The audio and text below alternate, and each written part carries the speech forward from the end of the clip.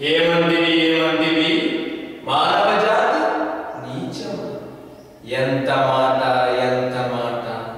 వైద్యుడి వరకు వెంటాడి వేధించి ముప్పు తిప్పలు పెట్టి తమ ధర్మసూత్రంలో మంట కలిపి ప్రతి ప్రాణం దక్కించుకున్న నారేమని సావిత్రిదే జాతి మానవ జాతి.